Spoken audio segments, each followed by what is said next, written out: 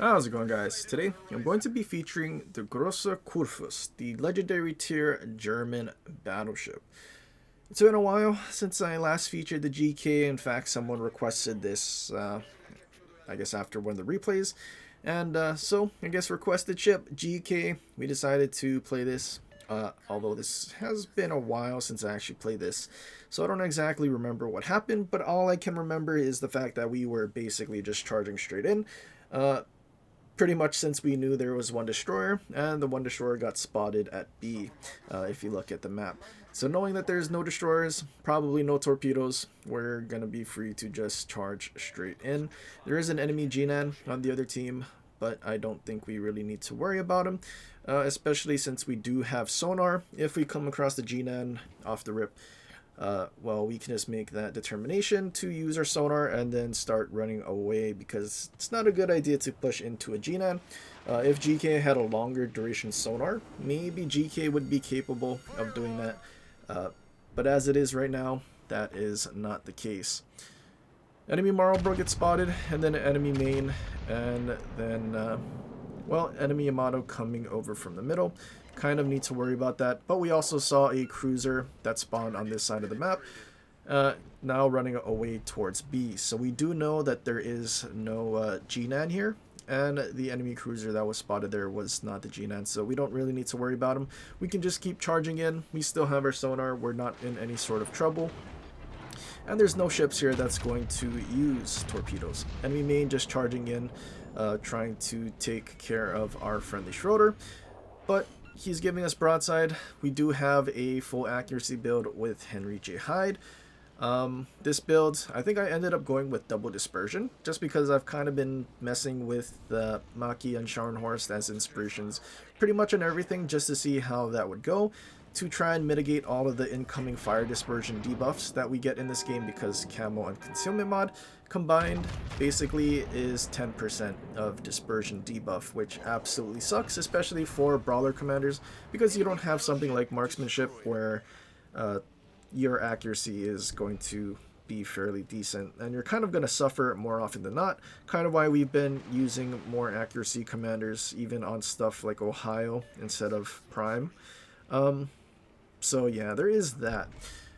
Just having the consistency for your main guns, because main guns are the bread and butter of your ship, and building into secondaries, which seem to be getting more and more difficult to actually get any sort of use out of, because they keep adding more things that make you not want to push in, like airstrikes and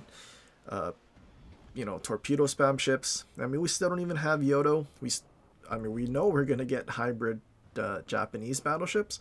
So thinking you're going to push into a Yamato with airstrikes, overmatch, possibly torpedoes, can you imagine? Yikes. Imagine, so Louisiana having unnerfed midway planes. Imagine if it had unnerfed Hokuryu planes, and then it dropped 4 torpedoes and did 40k like our Hokuryu did when they did the carry rework. So overmatch, you don't want to go broadside, and then you get broadside torpedoed. That's the my current mentality and thought process of where this game is headed right now. So it's kind of why we don't play the game very much, at least right now, on top of not having a whole lot of new content in the month of October, although I did play this probably like a couple months ago. But we're recording this voiceover, in late October, so I mean, we have hopes for Black Friday update and then Christmas update, but yeah, not really sure. I'm really worried about the hybrid Japanese battleships. But anyway, back to the gameplay. GK full dispersion build.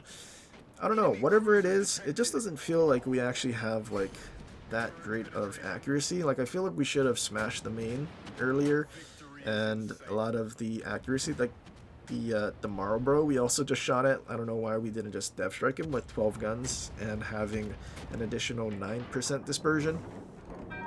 But yeah, I don't know. I mean, aiming systems, marksmanship, and the 2 inspirations for dispersion, you would think having all of those that much dispersion buff, like we would start nuking things.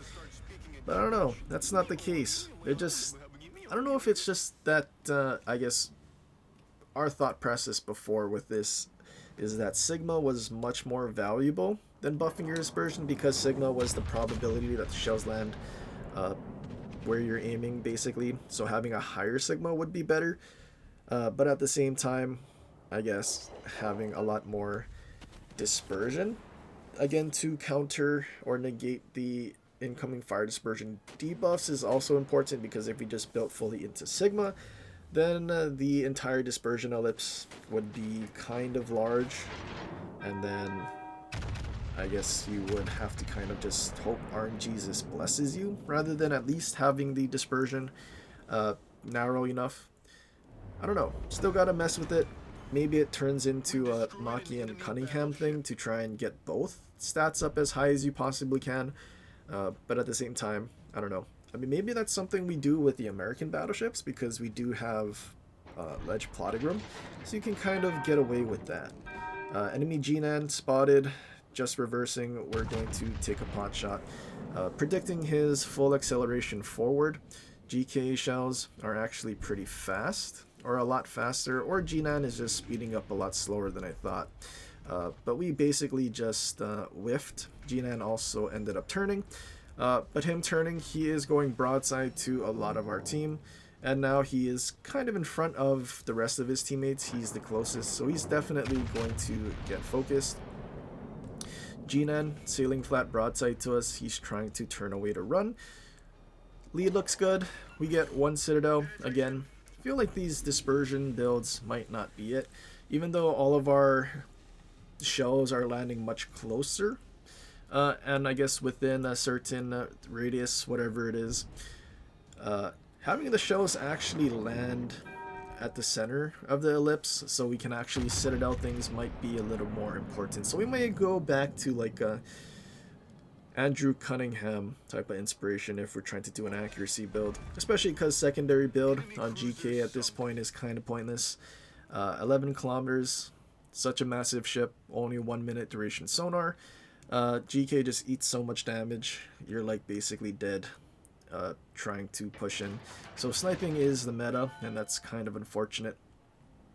But we get a Citadel on the Jinan's booty, and now there's just one ship off in the corner, trying to get there as quickly as we can, just to see if we can do more damage. I'm assuming since he's been all the way in the back, he is probably full HP, and it is a full HP Hindenburg. Looking at our stats, because I have no idea what our main battery range is, and trying to close the distance as quickly as we can to see if we can get some plunging fire to give us some Citadels. But unfortunately, Hindenburg is heading behind the island right now, so we're not going to be able to take a pot shot.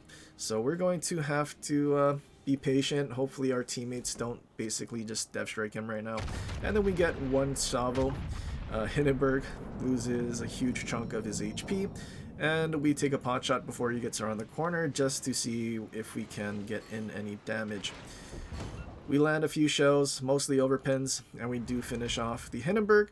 No Citadels though, kind of unfortunate, but at the same time, I mean, we got what we could, since our teammates decided to touch him a little too much.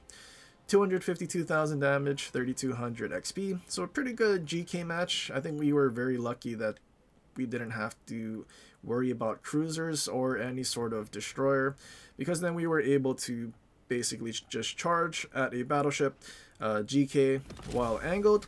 If you're not basically eating all the damage in the superstructure, can actually be a pretty decently tanky ship. And I guess we were kind of lucky. We did have the Marlboro though. I guess we're also lucky that he didn't focus us down with HE or something, because probably would have been really bad. But yeah, here we have Hyde, and we did go with a double dispersion build. Kind of tragic. Probably gonna switch Scharnhorst to Cunningham or something, see what kind of Sigma buff we can get. But yeah, I don't know. It is what it is. Also, it was the Hector campaign, so I think that was like a month ago. But yeah, GK. We did have the stats that we can look at. So I mean, max range dispersion for 18.7 is 112 meters for the vertical dispersion, which is the more important stat. Looking at it, it is actually fairly decent, so we're trying to go and do some comparisons here. And compared to Vermont, I'm in a 109, although slightly further. So I think GK's dispersion ellipse is on par, at least when we do full buffs through dispersion. But then the problem is our sigma just isn't high enough. But anyway, that's pretty much it for this one. Hopefully you guys enjoyed. If you did, leave a like and subscribe for more, and share with your friends, or leave a comment down below for other ships you want to see in the future. But anyway guys, till next time, aloha.